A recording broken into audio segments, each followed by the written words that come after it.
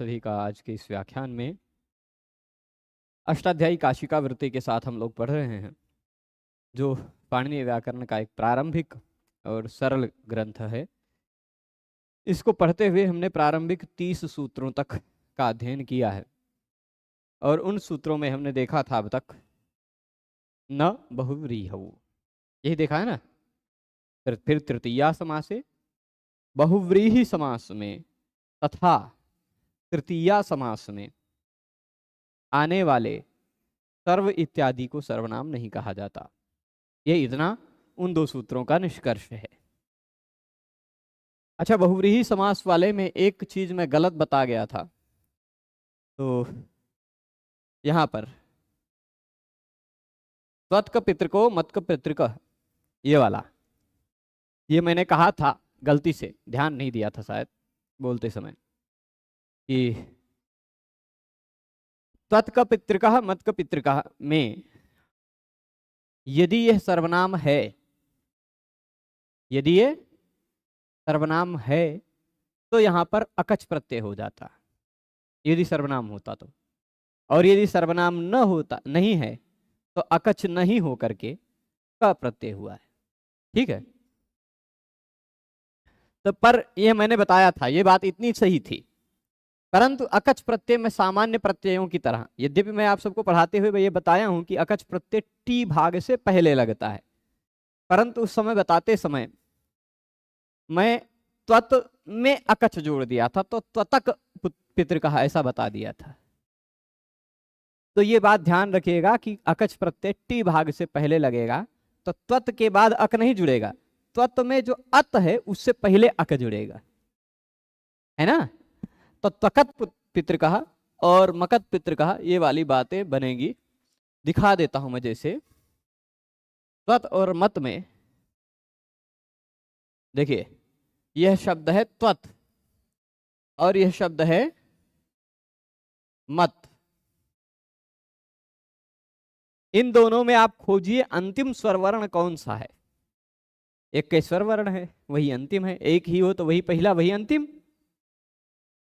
तो अंतिम स्वर वर्ण से ले करके शुरू करके जो शब्द बनता है उसको कहा, जो वर्ण समुदाय होता है उसको टी कहा जाता है।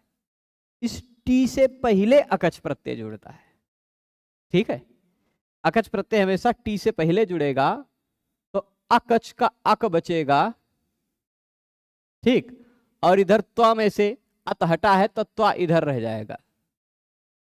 ठीक, त्वा आधा, अत इधर है, त्वा का अत, बीच में अक प्रत्यय आता है। मैंने ये बात बताई थी कि अकच एक विशेष प्रत्यय है जो अंतिम में नहीं जुड़ता, बीच में जुड़ जाता टी भाग के बाद, है ना, टी भाग से पहले प्राक टे है। तो रूप क्या बनता, त्वकत पितृक मकत पितृक। एक बात मेरे मुंह से निकला भी था त्वकत पितृक और मकत पितृक, पर पता नहीं कैसे सुधार लिया था मैंने, उलट दिया था फिर उसको यही को बोलते हुए, क्योंकि वह पढ़ा हुआ संस्कार में था। पर क्या होता है, दिन भर हम ऐसे अनावश्यक कार्यों को करते रहते हैं कि यहाँ शाम को आते आते दिमाग का कार्य थोड़ा सा स्लो हो जाता है, दिमाग काम कर ठीक है, चलेगा। तो त्वकत पितृक, मैं सोचा, जब मुझे पता चला, हमारे एक छात्र हैं उन्होंने बताया कि गुरुजी ऐसा कैसे हो सकता है, मुझे ध्यान आया कि हाँ भाई ये बात तो सही कह रहे हैं। तो मैंने कहा ठीक है, इसको सुधारा जाएगा। तो ये बता दिया आप लोगों को, ध्यान रखिएगा, त्वकत पितृक और मकत पितृक ये शब्द बनता है। हाँ, महाभाष्यकार का यह मत है, महाभाष्यकार यानी भगवान पतंजलि का यह मत है कि ये जो त्वत्क पितृक मतक पितृक है ये सही नहीं है, ये वाला सही है, त्वकत पितृक मकत पितृक वाला सही है, ऐसा महाभाष्यकार का मत है। तो कैसे बनेगा, तो महाभाष्यकार ने न बहुव्रीहौ सूत्र को ही डिलीट कर दिया है। उनका मानना है कि इस सूत्र की आवश्यकता ही नहीं थी। ठीक है, क्योंकि त्वकत पितृक और मकत पितृक ये दो शब्द सही हैं। इन्हीं दो शब्दों के निराकरण के लिए आप बहुव्रीहि समास में आने वाले सर्व इत्यादि की सर्वनाम संज्ञा का निषेध करने के लिए अलग सूत्र बना रहे हैं, न बहुव्रीहौ कह रहे हैं। अच्छा, तो अन्य बहुव्रीहियों में कैसे निषेध होगा सर्वनाम संज्ञा का, तो कहे यह बता दिया गया है विभाषादिक समासे बहुव्रीहौ, जब सूत्र कह दिया गया है तो उससे स्वतः पता चल जाता है कि दिशावाची बहुव्रीहि समास होगा तभी सर्व इत्यादि की सर्वनाम संज्ञा होगी, अन्य बहुव्रीहि समास होगा तो नहीं होगी। वो तो अपने आप पता चल जाएगा ना। जब सर्वादीनि सर्वनामानि कह दिया कि सर्व इत्यादि को सर्वनाम कहा जाता, ये बात साफ साफ कह दी, समझ रहे हैं ना बात। फिर बाद में कहा कि अच्छा सर्व इत्यादि सर्वनाम होते हैं, पर बहुव्रीहि समास में आए तो दिशावाची शब्दों का समास हो तो ही ये विभाषादिक समास है, बहुव्रीहियों ने कह दिया तो उनके विकल्प से। तो दोबारा फिर न बहुव्रीहियों कहने की आवश्यकता नहीं थी, है ना। उनका यह तात्पर्य, उससे यह सिद्ध होता है, यह पता चलता है कि बहुव्रीहि समास में सर्व इत्यादि की सर्वनाम संज्ञा नहीं हो पा रही होगी, इसलिए उसको विकल्प किया गया। ठीक है। अथवा तो ये भाष्यकार ने त्वकत पितृक और मकत पितृक शब्द को सही माना है। ठीक है। अन्य बहुव्रीहि समासों में निषेध हो जाएगा सर्वनाम संज्ञा का। जो दिशावाची बहुव्रीहि समास हैं वहां विकल्प से हो जाएगा सर्वनाम संज्ञा। और तृतीया विभक्ति वाला जो तृतीया समास है उसमें भी तृतीया समास से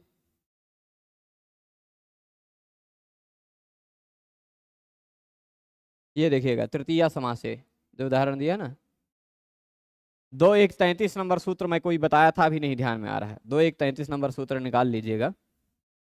पूर्व सदृश समानार्थ कलह निपुण मिश्र लक्षण ही है। हाँ, और ठीक है, उसी सूत्र 33 नहीं 31 ही, पूर्व सदृश समानार्थ कलह निपुण मिश्र लक्षण ही है। इस सूत्र से जो तृतीया समास हुआ है उसके अंत में यदि पूर्व इत्यादि शब्द आ रहा है तो उसको सर्वनाम नहीं कहा जाएगा। यह तृतीया समास से सूत्र का पूरा सार अर्थ था। अब अगला सूत्र है द्वंद्वे छ, यह हमें समझना है। ठीक है। द्वंद्वे छ, इस सूत्र में पिछले सूत्र से जो बातें आ रही हैं वह बातें आ रही हैं। अब जब देखिए द्वंद्वे कह रहे हैं तो इसका मतलब अपने आप पता चल जा रहा है कि तृतीया समास की बात अब नहीं है, ये द्वंद्व समास की बात करने लगे। और द्वंद्व समास की बात चल रही तो इससे स्वयं यह भी पता चल जाता है कि अब बहुव्रीहि समास की बात खत्म है। स्वयं पता चल जाती है कि बहुव्रीहि समास और तृतीया समास इन सब की बात खत्म हो गई। लेकिन ना की बात अभी नहीं खत्म हुई। ना की बात खत्म तब होगी जब कोई हाँ वाली बात शुरू होगी, है ना। तो ना यहां कह दिया, ठीक। और सर्वादीनि सर्वनामानि की भी बात अभी नहीं खत्म हुई। कोई दूसरा कुछ प्रारंभ करते तो सर्व इत्यादि की बात खत्म होती। तो वह सर्वादीनि सर्वनामानि उन शब्दों को भी आप यहां ले आइएगा। तो तात्पर्य क्या हो गया, पूरे सूत्र का अर्थ आप समझ गए होंगे कि द्वंद्व समास में भी सर्व इत्यादि को सर्वनाम नहीं कहा जाता। ठीक है, चलेगा। द्वंद्वे च, द्वंद्व समास में भी न सर्वादीनि सर्वनामानि, सर्व इत्यादि सर्वनाम नहीं होते। सरलता से अर्थ समझ गए पूरा, यही इतना ही अर्थ है। इसके अतिरिक्त जो कुछ भी है बातें वह अगले सूत्र में अनुवृत्ति आएगी तो द्वंद्वे च क्यों अलग से सूत्र बनाए, इसका प्रयोजन आपको समझ में आएगा। नहीं तो तृतीया द्वंद्वयोः काले से कह देते सूत्र में, है ना। तृतीया समासे का तृतीया कह देते और द्वंद्वयोः, द्वंद्व भी आ जाता। तृतीया से तृतीया समास ग्रहित हो जाता और द्वंद्व भी ग्रहित हो जाता। लेकिन द्वंद्वे च एक अलग सूत्र बनाया, वह अलग सूत्र का प्रयोजन अगले सूत्र में समझ में आएगा। ठीक है, इस सूत्र में अभी खाली द्वंद्वे च समझिए। तो द्वंद्वे च समासे सर्वादीनि सर्वनाम संज्ञानि न भवन्ति, पूर्वापराणाम कतर कतमानाम, ये सभी चीजें हमने बताई थी, समझाई थी। देखिए पूर्व और अपर,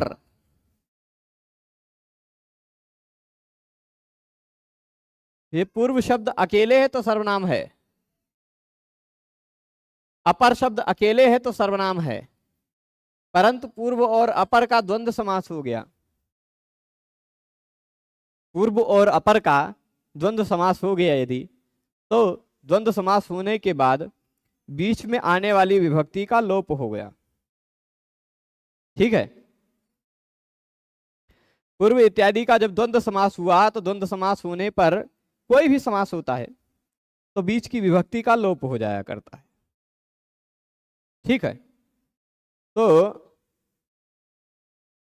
होगा क्या, पूर्व और अपर में संधि होकर पूर्वापर बन जाएगा। अब यह जो पूर्वापर शब्द बना है, यह पूर्वापर शब्द द्वंद्व समास से बना है। द्वंद्व समास में आने वाले सर्व इत्यादि को सर्वनाम नहीं कहा जाता। तो सर्व इत्यादि ये भी आ रहा है, ये भी अपर भी सर्व इत्यादि का ही है। सर्व इत्यादि की लिस्ट को जरूर याद रख लीजिएगा। पूर्व परावर दक्षिणोत्तरा पराधराणी व्यवस्थायाम संज्ञायाम उसी में है ना। तो अपर भी है, पूर्व भी है। इसी तरह कतर और कतम ये दोनों भी सर्व इत्यादि के अंतर्गत आते हैं। डतर डतम आया था, डतर प्रत्यय लगकर बनता है कतर, डतम प्रत्यय लगकर बनता है कतम। ठीक, तो ये दोनों भी सर्व इत्यादि में है। ये सर्व इत्यादि में है, इनको सर्वनाम नहीं कहा गया। अच्छा, सर्वनाम क्यों नहीं कहा गया? सर्वनाम नहीं कहा गया तो देखिए, कोई पूर्व होगा कोई अपर होगा, द्वंद्व समास जब भी होता है तो जितने शब्दों का द्वंद्व समास है उतने या उससे अधिक वचन में होता है। ठीक है, जितने शब्दों का द्वंद्व समास है उतने या उससे अधिक वचन में प्रयुक्त होता। सामान्य रूप से, विशेष नियमों से एक वचन में भी प्रयोग होता। वो विशेष नियमों को हम लोग पढ़ेंगे दूसरे अध्याय में। ठीक, चलेगा। तो अब यहां ध्यान दीजिएगा कि पूर्वापर शब्द जो है यह कम से कम द्विवचन में प्रयोग होगा, इसका एक वचन में तो प्रयोग हो नहीं सकेगा। यद्यपि सर्वो द्वंद्वो विभाषया एकवत भवति, इस परिभाषा के अनुसार विकल्प से एक वचन में प्रयोग कर सकते हैं आप इसका, पर एक वचन में केवल नपुंसक लिंग में प्रयोग होगा। ठीक है, क्योंकि द्वंद्व समास जब एक वचन में जाएगा तो समाहार द्वंद्व हो जाएगा और वो नपुंसक लिंग में ही प्रयोग होगा। तो अच्छा, और जब हम इसका द्विवचन या बहुवचन में प्रयोग करेंगे, द्विवचन में तो सर्वनाम संज्ञा के फलस्वरूप कोई विशेष अंतर दिखाई नहीं पड़ता। अंतर जो दिखाई पड़ता है सर्वनाम संज्ञा के फलस्वरूप वह एक वचन में चतुर्थी पंचमी में दिखता है, सप्तमी में दिखता है, किसी किसी स्त्रीलिंग शब्दों में षष्ठी में भी दिखता है ना। चतुर्थी पंचमी षष्ठी सप्तमी के एक वचन में और षष्ठी के बहुवचन में, प्रथमा के बहुवचन में, यही सब जगह अंतर दिखता है। तो बहुवचन में, प्रथमा बहुवचन में पूर्वापर का उदाहरण यहां प्रथमा बहुवचन का क्यों नहीं दिया गया वह अगले सूत्र में समझ में आएगा। क्योंकि सर्व सर्व सर्वे कहा था तो उसे पूर्वापर पूर्वापरे कह देते, पूर्वापरे बन सकता है ना, पर वो बनेगा, पर क्यों बनेगा वह अगले सूत्र में हम समझेंगे। उसका उदाहरण यहां क्यों नहीं दिया। ठीक है, उसके अतिरिक्त जो बहुवचन में है वो षष्ठी बहुवचन है। तो पूर्वापर के बाद षष्ठी बहुवचन का जब आम प्रत्यय लगेगा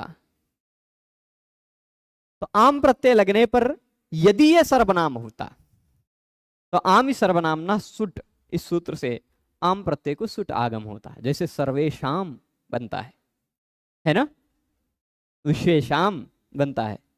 तो ऐसे यहां भी सुट आगम होकर पूर्वापर साम होता पहले, फिर बहुवचने झल्लेत से इस पूर्वापरे साम होता, फिर दंत शा को मूर्धन्य श कर दिया जाता, पूर्वापरे शाम बन जाता, बनता ना यदि सर्वनाम होता तो। पर यह सर्वनाम नहीं है, इसीलिए आम वो नाम वो क्या कहते हैं, ह्रस्व नद्यापो नुट से नुट आगम होकर नुट का न जुड़ेगा, पूर्वापर नाम हो गया। यह नुट आम जुड़कर न आम जुड़कर नाम बना, और नाम प्रत्यय जिस शब्द के बाद जुड़ा हुआ हो वह शब्द का अंतिम ह्रस्व स्वरवर्ण दीर्घ हो जाता है। पूर्वापरा नाम हुआ, ना को र के बाद न आता हो, बीच में किसी स्वरवर्ण का व्यवधान हो, हा या वारा ल का व्यवधान हो, कवर्ग पवर्ग का व्यवधान हो, तो भी न के जगह पे ण हो जाता है, तो पूर्वापराणाम बन जाएगा। बन गया ना। इसी तरह कतर कतमा नाम बनेगा, वहां ण को न नहीं हो पाएगा क्योंकि इस र और इस न के बीच में बहुत अंतर है ना। र और न के बीच में जितने वर्णों का अंतर है वो वर्ण कौन कौन से होने चाहिए, होने चाहिए अट, कवर्ग, ठीक, अट कवर्ग, पवर्ग, आंग और नुम, इतने वर्णों का होना चाहिए। यहां बीच में जो व्यवधान है, पहली बात तो यहां जो र है वह अलग शब्द में है, कतर एक अलग शब्द है, कतम एक अलग शब्द है। तो समान शब्द में होने पर ही नाकोणा होता है। पर यदि किसी अन्य नियम से भी आप करना चाहें, है ना, बाद का शब्द कुमान है तो भी करना चाहें तो भी किसी तरह से भी बीच में इतने वर्णों का व्यवधान आप कर सकते हैं, दिखा सकते हैं कि का तो व्यवधान है तो क वर्ग में आ गया, परंतु त इस लिस्ट में नहीं है। ता का व्यवधान है, इस कारण से नाकोणा नहीं हो पाया। ठीक है, तो कतर कतमा नाम भी बन गया, कतर कतमा और पूर्वापराणाम भी बन गया। द्वंद्व समास में भी खाली यह तात्पर्य है, द्वंद्व समास में भी सर्व इत्यादि को सर्वनाम नहीं कहा जाता। समझ गए? द्वंद्व समास में सर्व इत्यादि गण में पठित शब्दों की सर्वनाम संज्ञा नहीं होती। स्पष्ट है? पूर्वापराणाम पूर्वाश्च अपराश्च इति पूर्वापर, ऐसा समास हुआ। पूर्वापर के बाद आम जुड़ा तो पूर्वापराणाम बन गया। नुट हुआ, दीर्घ हुआ, अणत्व हुआ, ये तीन कार्य हुआ। नुट हुआ ह्रस्वनद्यापन नुट सूत्र से, दीर्घ हुआ नामी सूत्र से, और अणत्व हुआ अटकुप्वांगनुम व्यवायपु सूत्र से। ठीक है, अब यहां से शुरू हो रहा जो विषय विभाषा जसी द्वंद्वे च सूत्र को, द्वंद्वे च सूत्र।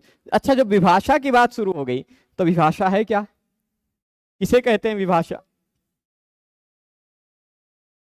ठीक है,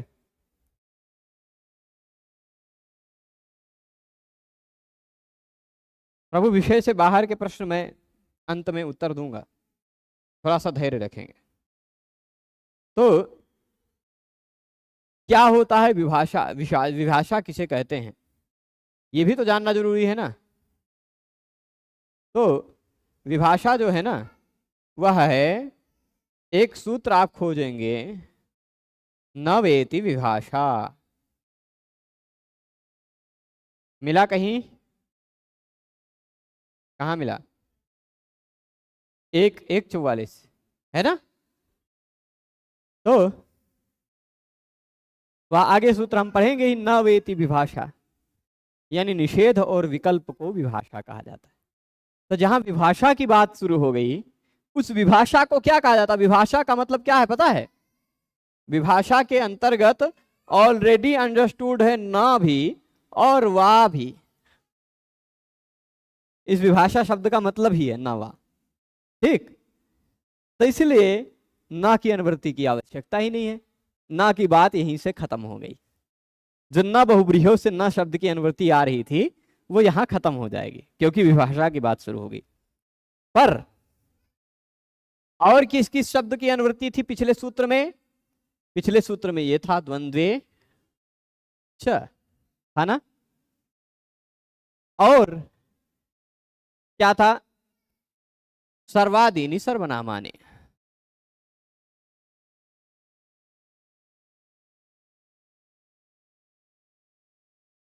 ठीक है, द्वंद्वे च सर्वादीनि सर्वनामानि। तो इतना तात्पर्य हुआ कि द्वंद्व समास में सर्व इत्यादि को सर्वनाम कहा जाता है यदि उसके बाद जस प्रत्यय लगा हुआ हो तो विकल्प से। ठीक है, नहीं भी कहा जाता है, कहा भी जाता है। इसीलिए जस प्रत्यय वाला उदाहरण नहीं दिया, जैसे सर्वे दिया था उसे पूर्वापरे पिछले सूत्र में उदाहरण में नहीं दिया, क्योंकि वो इस सूत्र में उदाहरण में आ जाएगा। ठीक है, तो सर्व इत्यादि शब्द जो हैं उनकी सर्वनाम संज्ञा होगी, पहले सूत्र ने कहा। वो यदि बहुव्रीहि समास में आ रहे हैं दिशा सूचक वाले में तो भी उनकी सर्वनाम संज्ञा होगी। अन्य किसी बहुव्रीहि समास में, तृतीया समास में या द्वंद्व समास में आ रहे हो तो उनकी सर्वनाम संज्ञा नहीं होगी। पर द्वंद्व समास में ही जस प्रत्यय लगा हो तो होगी।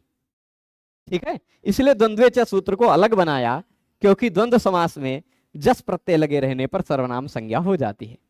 अन्य समासों में यह व्यवस्था नहीं है। ठीक है, बहुव्रीहि में नहीं चलेगा यह बात, तृतीया समास में यह बात नहीं चलेगी। ठीक है, तो पूर्वेण नित्य प्रतिषेधे प्राप्ते जसी विभाषा आरभ्यते। कह रहे पूर्व सूत्र जो था द्वंद्वे च सूत्र, उस पूर्व सूत्र से नित्य प्रतिषेध हो रहा था। मतलब द्वंद्व समास में ये सर्वनाम संज्ञा का नित्य ही प्रतिषेध हो रहा था। हो रहा था ना, बात स्पष्ट है। तो नित्य प्रतिषेध जो प्राप्त हो रहा था वही नित्य प्रतिषेध यदि जस प्रत्यय लगा हुआ हो। कौन सा प्रत्यय? जस प्रत्यय। जस प्रत्यय कौन सा प्रत्यय है भैया? तो आपको बता दें, जस प्रत्यय प्रथमा विभक्ति बहुवचन का प्रत्यय है। ठीक है, जस प्रत्यय कौन सा प्रत्यय है? प्रथमा विभक्ति बहुवचन का प्रत्यय है। तो वह जो जस प्रत्यय है वो लगे रहने पर सर्व इत्यादि सर्वनाम संज्ञा हो जाएंगे द्वंद्व समास में भी। ठीक, पहले क्या कहा? द्वंद्व समास में नहीं होंगे। फिर क्या कहा? जस लगा हो तो हो जाएंगे, विकल्प से होंगे भी नहीं भी होंगे, दोनों बात। जस प्रत्यय लगा रहे तो। अच्छा, यहां से जो विभाषा की बात शुरू हो रही है, अब सर्वनाम संज्ञा की समाप्ति तक यह चलेगा। केवल विभाषा की ही बात नहीं, जसी की भी बात। अब आगे जितने भी सूत्र सर्वनाम संज्ञा के हैं वो सारे सूत्र केवल जस प्रत्यय के लिए हैं, केवल जस प्रत्यय के लिए। ठीक है, तो इतनी बात समझ गए? समझ रहे हैं सभी कि सर्व इत्यादि सर्वनाम होते हैं द्वंद्व समास में। कब? जब उनके बाद जस प्रत्यय लगा हुआ हो तब, विकल्प से, यानी होते ही भी होते हैं, दोनों बातें। ठीक है, जस प्रत्यय लगा रहेगा तो आपको ये दोनों चीजें देखने को मिल सकती हैं। चलिए, तो अब देखते हैं, उदाहरण देखते हैं। वही जो उदाहरण दिया था, देखिए, तो इसका अर्थ क्या निकाला? द्वंद्वे समासे जसी प्रत्यय, द्वंद्वे समासे, द्वंद्व समास में जसी यानी जस प्रत्यय पर में हो तो विभाषा सर्वादीनि सर्वनाम संज्ञानि न भवन्ति। या ऐसे कह दीजिए, सर्व इत्यादि विभाषा सर्वनाम संज्ञक होते हैं। सर्व इत्यादि की विकल्प से सर्वनाम संज्ञा होती है, या कह दीजिए सर्व इत्यादि की विकल्प से सर्वनाम संज्ञा नहीं होती है। यहां ये लोग ये न की अनुवृत्ति लेकर आए हैं। मैं देख लेता हूं न की अनुवृत्ति कोई आवश्यक है क्या। लाए हैं, अधिकांश व्याख्याकार लाए हैं, कोई दिक्कत नहीं है, तो कोई दिक्कत नहीं है। अप्राप्त विभाषा है। हालांकि सिद्धांत कौमुदीकार या इत्यादि जो व्याख्याकार हैं उन व्याख्याकारों ने ना कई अनुवृत्ति नहीं दिखाई है, खाली इसे फलितार्थ कह दिया। फलित अर्थ चाहे ना को लाएं चाहे ना लाएं, अर्थ तो वही निकल के आएगा। भाई, सर्वनाम संज्ञा का निषेध ऑप्शनली होता है ना, अथवा सर्वनाम संज्ञा ऑप्शनली होती है, दोनों बात एक है ना। तो इसीलिए अधिक ये सर्वनाम संज्ञा के इसमें, एक मिनट, कुछ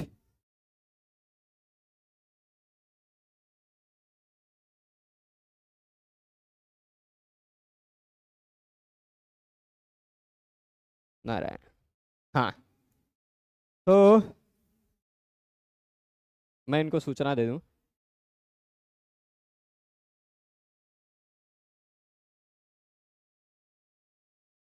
ठीक है, तो अब बता रहा हूं कि सर्व इत्यादि जो है ना विकल्प से सर्वनाम संज्ञक नहीं होते हैं, ये कह दीजिए, चाहे विकल्प से सर्वनाम संज्ञक होते हैं, ये बात कह दीजिए।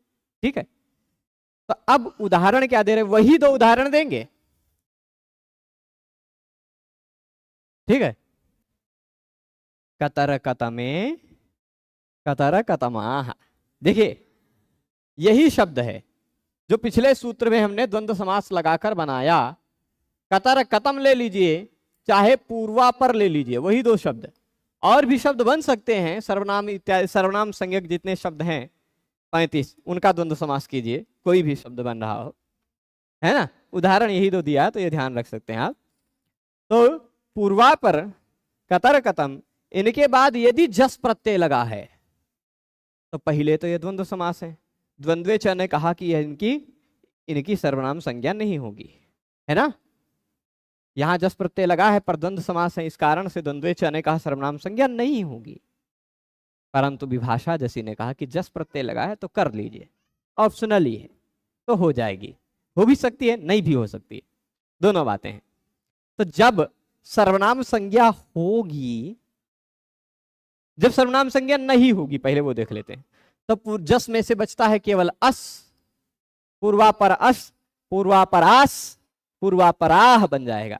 कतर कतम अस, कतर कतमास, स को विसर्ग कर देंगे, कतर कतमाह बन जाएगा। जब सर्वनाम संज्ञा नहीं होगी तब। और जब सर्वनाम संज्ञा हो जाएगी तो जशस्वी सूत्र से जस के स्थान पे हो जाता शी, शी में से बचता है केवल ई, पूर्वापर में ई जुड़ जाएगा। सर्वनाम संज्ञा के कारण जस के स्थान पर ई हो जाता है, शी होता है, उसका ई बचता है। तो पूर्वापरे कतर कतमे, ऐसा शब्द रूप बनेगा सर्वे की तरह। समझ रहे हैं? आसान है ना? तो वही बता दिया, कतर कतमे पूर्वापरे, कतर कतमे कतर कतमाह। अब एक बात और बता रहे हैं, जसह कार्यम प्रति विभाषा अकज ही न भवती। ठीक, जसह कार्यम प्रति विभाषा कह रहे हैं कि जस कार्य के लिए ही यह विभाषा है। ये जो विभाषा की गई है, विभाषा जसी, वह किस लिए की गई है? वह जस कार्य के लिए ही हुई है। ठीक है, क्यों? क्योंकि जसी च सूत्र में साफ साफ कहा गया है।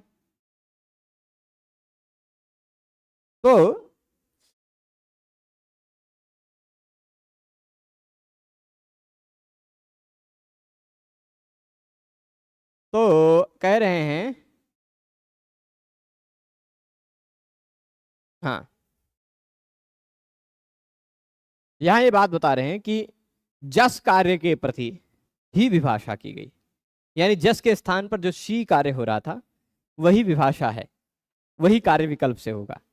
सर्वनाम संज्ञा के फलस्वरूप और जो दूसरा कार्य होता था, अब ये सर्वनाम नाम अकच प्राकटे है, सूत्र से अकच प्रत्यय, अकच होना चाहिए, यहाँ च को ज हो गया संधि के नियम के कारण, तोड़ के लिख दिया अकज ही, अकज ही, ऐसा है ना, अकच ही न भवती, ये तात्पर्य है।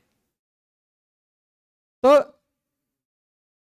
यहां जो विभाषा हुई है वो जस कार्य के लिए ही हुई है, अकच नहीं होता।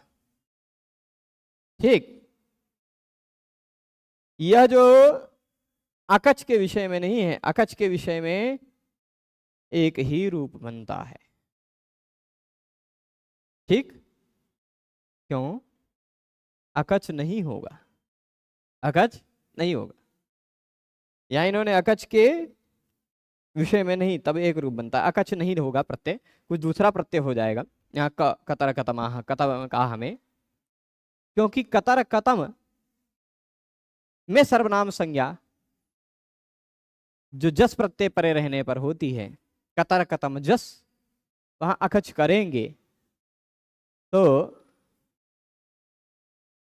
कतर कतम के बनना चाहिए था, कतर कतम का बना है ना, यानी उस जगह पर सर्वनाम संज्ञा नहीं है। अकच करना हो तो सर्वनाम संज्ञा नहीं है, शी करना हो तो सर्वनाम संज्ञा है, ऐसा इनका मत है। ठीक, सिद्धांत कौमुदी में भी यही बात कही गई है, शी भावम प्रत्येव विभाषा इत्युक्तम, कि शी करने के लिए ही यह विभाषा का विधान किया गया है। ये जो विभाषा कह रहे हैं ना, विभाषा जसी, यह विभाषा केवल शी प्रत्यय करने के लिए ही है। ठीक है, शी प्रत्यय करने के लिए ही यह विभाषा का विधान है। शी के अतिरिक्त जो अकच करना है वह नहीं होता। ठीक, वह नहीं होता है, क्योंकि उदाहरण दे रहे हैं, वर्णाश्रमे तरे, वर्णाश्रमे तरकाह, वर्णाश्रमे तरकाह, वर्णाश्च आश्रमाश्च इतराश्च, ऐसा समास करके वर्णाश्रमे तराह शब्द बन जाएगा, है ना, द्वंद्व समास है। वर्णाश्रमे तर शब्द में द्वंद्व समास है, उसमें भी इतर शब्द अंत में आ रहा है, जो कि सर्व इत्यादि में है। सर्व इत्यादि शब्दों को सर्वनाम नहीं माना जाता। जस प्रत्यय रहने पर भी केवल सी करना हो तो सर्वनाम है, अकच करना हो तो नहीं है। ये स्पष्टता है। ठीक है, तो वर्णाश्रमे तरकाह बताया है, वहां क प्रत्यय ही लगा है, अकच नहीं। यह क प्रत्यय का रूप है, अकच का नहीं। ठीक है, ये बात ध्यान रखिएगा, क्योंकि साफ साफ कह दिया अकच ही न भवति, अकच प्रत्यय यहां नहीं लगा है। ठीक है, अब इसके बाद द्वंद्व समास में सर्वाधिकरण में पठित शब्दों की सर्वनाम संज्ञा विकल्प से नहीं होती जस संबंधी कार्य में। निषेध का अभिप्राय विधि विकल्प ही है, एक पक्ष में निषेध होता है तथा दूसरे पक्ष में निषेध प्रवृत्त नहीं होता। कतर कतमा कतर कतमे दोनों बन जाएगा। अब इसके बाद के जितने सूत्र हैं, है ना, वो सभी जस प्रत्यय लगे रहने पर ही सर्वनाम संज्ञा करेंगे ऑप्शनली। लिस्ट लिख दीजिए। ये सारे शब्द जो हैं, ये सारे शब्दों में एक जो शब्द है नेम, वही शब्द सर्व इत्यादि के अंतर्गत है। बाकी कोई शब्द सर्व इत्यादि लिस्ट में नहीं है, ना तो प्रथम है, ना तो चरम है, ना तो तय है, ना तो अल्प है, ना तो अर्ध है ना, ना तो कतिपय है।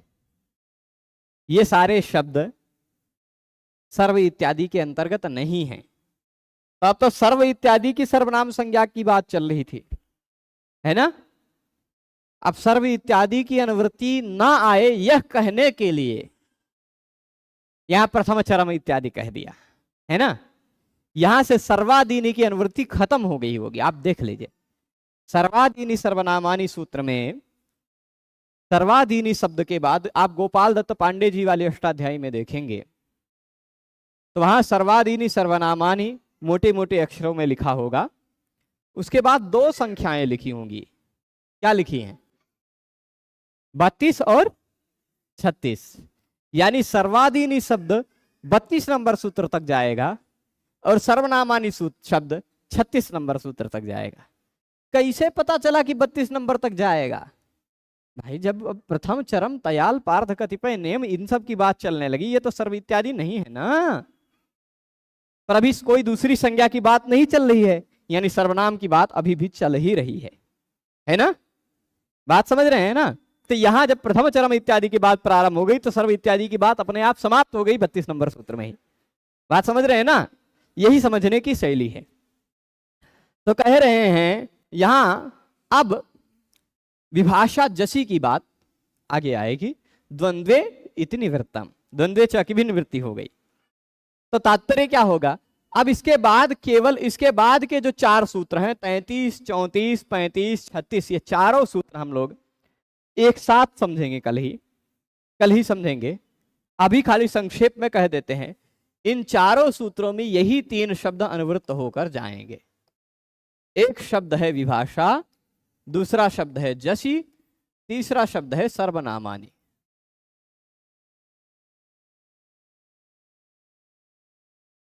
नहीं, सर्वनामाना आ गया। ठीक। जस प्रत्यय परे रहने पर ये सारे शब्द विकल्प से सर्वनाम होते हैं और कहीं नहीं होते, और कहीं नहीं होते। प्रथम को भला थोड़े ना सर्वनाम कहा गया है, पर प्रथम शब्द भी यदि जस प्रत्यय लगा हुआ हो तो सर्वनाम हो जाता है, अन्य कहीं नहीं। ठीक। तो प्रथमः प्रथमौ प्रथमा प्रथमे प्रथमाः दोनों रूप बनेगा, क्योंकि विकल्प से सर्वनाम होगा। तो जब सर्वनाम होगा तो प्रथमे, जब सर्वनाम नहीं होगा तो प्रथमाः, रामाः की तरह भी, सर्वे की तरह भी, है ना। चरमाः, चरमाः भी बनेगा, चरमे भी बनेगा, द्वितयाः भी बनेगा, द्वितये भी बनेगा। तय एक प्रत्यय है जो द्वितय तृतीय इत्यादि में लगा है ना। संख्याया अवयवे तयप सूत्र से लगा हुआ तय प्रत्यय यहाँ है। द्वितय, तृतीय, चतुष्टय, पंचतय इत्यादि में जो तय तय दिखाई पड़ रहा वो है, वो इसकी बात है। तो द्वितये द्वितयाः, तृतीये तृतीयाः, चतुष्टये चतुष्टयाः, अल्प, अल्पे अल्पाः, अल्पे भी बनेगा, अल्पाः भी बनेगा, अर्ध, अर्धे अर्धाः, कतिपये कतिपयाः और नेमे नेमाः। इसमें से केवल एक शब्द यह जो नेम है ये सर्व इत्यादि के अंतर्गत भी है। तो उसकी तो सर्वनाम संज्ञा सर्व इत्यादि के अंतर्गत हो ही रही थी, दोबारा क्यों ग्रहण किया? यही ग्रहण कर रहे थे, दोबारा यदि यहां ग्रहण करना था तो सर्व इत्यादि में ग्रहण न करते, या तो सर्व इत्यादि में ग्रहण कर लिया तो यहां न करते। पर आप लोग अब प्रबुद्ध हो गए, ग्रहण का प्रयोजन जान रहे होंगे। सर्व इत्यादि में ग्रहण किया, इससे पता चला कि नेम जो है वह सर्वनाम है। पर इसमें दोबारा क्यों कहा? इसलिए कि पता चले जस प्रत्यय लगे रहने पर विकल्प से है। यदि इसमें ग्रहण नहीं करते तो जस प्रत्यय लगे रहने पर यह विकल्प से नहीं, नित्य ही सर्वनाम होता, तो नेमाह रूप नहीं बनता, केवल नेमे रूप बनता। यदि सर्वादीनी सर्वनामानी सूत्र में ही इसको कहा गया होता, जैसे सर्वे नहीं बनता है, सर्वाह तो नहीं बनता ना पुल्लिंग में, तो वैसे ही नेमाह नहीं बन पाता, नेमे बनता। और यहां देख लीजिए सूत्र में नेमाह से कहा है, नेमाह है ना। यहां इसमें आप देखेंगे तो प्रथमः, प्रथमश्च चरमश्च, प्रथम चरम तय अल्प अर्ध कतिपय और नेम, ये इतने सारे शब्दों का एक साथ द्वंद्व समास हुआ है। प्रथमश्च चरमश्च तयश्च अल्पश्च अर्धंच कतिपयंच अथवा कतिपयश्च नेमश्च या नेमच, है ना, नेमश्च, हाँ।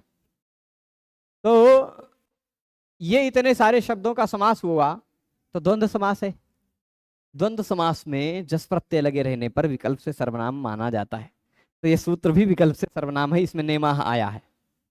पर सर्वनाम होने के कारण जो जस प्रत्यय लगे रहने पर जो सर्वनाम संज्ञा के अभाव वाला रूप है वही लिखा है भगवान पाणिनि ने, ठीक है, चलेगा। जस प्रत्यय लगे रहने पर इन सबको सर्वनाम कहा जाता है। रूप खाली यही देखिएगा, प्रथम चरम यह देखिएगा। उदाहरण क्या दे रहे हैं? प्रथमे प्रथमा, चरमे चरमा, द्वितीय द्वितीया, अल्पे अल्पा, अर्धे अर्धा, यही सब बनेगा, ठीक है, आसान है। इस विषय को कल आगे देख लेंगे। आज क्योंकि मैं रात में यात्रा किया हूँ और रात में केवल 2-2.5 घंटा सोया हूँ, दिन में भी बहुत सारे, आज हमारे विद्यालय में ज़्यादातर स्टाफ छुट्टी पर हैं और परसों से परीक्षाएं प्रारंभ है, इस कारण परीक्षाओं की तैयारी में लगातार दिन भर लगे रहना पड़ा है। तो अभी है थकान, मुझे लग रहा है कि मैं बीच बीच में सो जा रहा हूँ, ऐसा मुझे लग रहा है बोलते बोलते। तो इसलिए आज यही रोका जाए, अभी मैं थोड़ा ज़्यादा अच्छे से इसको बता पाऊंगा, ठीक है, चलेगा। 2-3 सूत्र तो हमने देख लिया, उसको ध्यान रखिएगा। द्वंद्वे च विभाषा जैसी, इन दोनों को बढ़िया से समझ लीजिएगा। सर्वनाम संज्ञा में अब तक जितने सूत्र आए हैं उन सबको अच्छे से रिवाइज कर लीजिएगा कि इन सभी सूत्रों में क्या क्या अंतर है, ये जरूर ध्यान रख लीजिएगा, ठीक है, चलेगा। सभी लोग जुड़े रहे उसके लिए सभी को बहुत बहुत धन्यवाद। नमो नमः। देख लेते हैं प्रश्नों का उत्तर। प्रश्न है एक, आप जहां पढ़ाते हैं वहां गुरुकुल है क्या? वहां पर रहने की सुविधा है क्या? मैं राजस्थान से हूं, आकर पढ़ना चाहता हूं, तो क्या वहां आ सकते हैं? ये बताइए। देखिए, मैं जहां पढ़ाता हूं ये गुरुकुल नहीं है, हमारे गुरुजी का एक आश्रम है और समझ लीजिए एक संस्कृत विद्यालय भी चलता है, उसमें कुछ छात्र हैं। पर यदि आपको केवल मुझसे पढ़ना हो तो आप आ सकते हैं, स्वागत है। क्योंकि कभी कभी स्पष्ट बोलने का भी कुछ हानि है, पर फिर भी मैं जो है वो स्पष्ट बोलना चाहिए, किसी को गलत जानकारी न हो तो ही ठीक है। तो हाँ, ये कह रहा था मैं कि यदि आपको हमसे पढ़ना हो तो आए, अन्य कोई यहाँ पढ़ाने वाला नहीं है। और मेरी भी एक समस्या है कि मैं इसी समय पढ़ा सकता हूँ, अन्य समय नहीं पढ़ा सकता। तो ये व्यवस्था है, इसके अतिरिक्त तो कोई व्यवस्था नहीं है यहाँ, ठीक है। तो इसलिए ज्ञान चलेगा नहीं प्रभु, ऐसा कुछ नहीं है। श्लोक का शुरुआत कहीं और से होता है, ज्ञान वृद्ध से नहीं शुरू होता है। नहीं ध्यान में आएगा, आएगा, अभी नींद में हूँ, ठीक है। तो पर शुरुआत यहाँ से नहीं है, बताऊंगा। अभी तो आप आए, स्वागत है। पर हाँ, ये भी हो सकता है जो लोग भी आना चाहते हैं वो लोग अभी 15 जून तक प्रतीक्षा कर लें। क्योंकि संभव है कि 15 जून तक कुछ ऐसी सूचना मिले कि हम अयोध्या में ही ना रहें, ऐसी भी कुछ सूचना मिले, संभव है। और 15 जून तक, और यदि उस समय तक सूचना ये मिलती है कि हम अयोध्या में ही रहेंगे तो 15 जून से 30 जून के बीच में आप लोग कोई भी आ सकते हैं, ठीक है। तो सभी लोग पूरे व्याख्यान में जुड़े रहे, उसके लिए बहुत बहुत धन्यवाद। नमो नमः।